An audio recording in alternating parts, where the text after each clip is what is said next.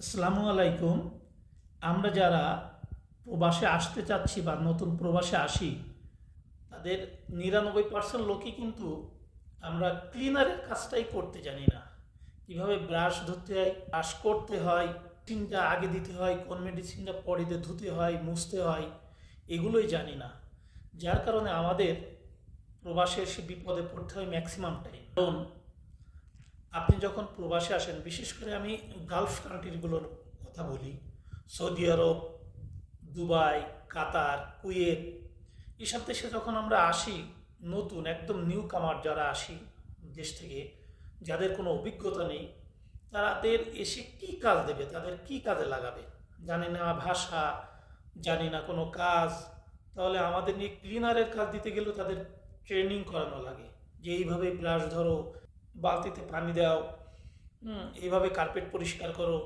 অথবা আমরা এসে এমনি চিন্তা করি বেতন দিতে হবে 2000 রিয়াল, 4000 রিয়াল, সেটা আদৌ কি সম্ভব?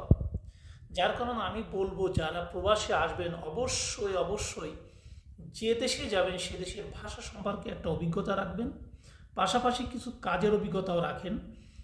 এবং আপনি প্রবাসে আসলে প্রথম 6 মাস বা 8 মাস আপনার হয়তো মানসিকভাবে অশান্তি লাগতে পারে, কারণ নতুন দেশ, নতুন ভাষা, কালচার আলাদা, যে কাজ দেবে সে কাজে মন নাও বসতে পারে। এজন্য 6 মাস, 8 মাস বা 1 বছর কষ্ট হলেও ধৈর্য ধরে থাকলে আপনি ভালো কিছু করতে পারবেন এখানে। সবচেয়ে বড় কথা যে আমরা যখন দেশের থেকে আসব, অবশ্যই অবশ্যই কাজের কোনো অভিজ্ঞতা নিয়েই তারপরে আসব। তা নাহলে কিন্তু প্রথম 6 মাস এত নরক যন্ত্রণায় ভুগবেন যে বাড়ির সবাইকেও সেই সাথে নরকের সাথে তুলনা করে ফেলবেন, যে এই কষ্ট হচ্ছে, এই সমস্যা হচ্ছে। কিন্তু এটা আমাকে আগে বুঝে শুনে তারপরে প্রবাসে আসতে হবে। প্রবাসে আসা মানেই আপনাকে ধৈর্য ধারণ করতে হবে, এর কোনো বিকল্প নেই। নিজের কাজ নিজে করতে হবে, এটারও কোনো বিকল্প নেই।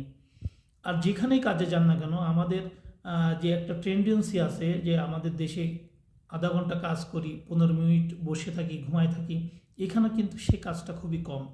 আপনি যেখানে কাজে যান, যে নিয়োগকর্তাই আপনাকে কাজে দিক না কেন, আপনাকে পারফেক্ট কাজটা তাদের করে দিতে হবে।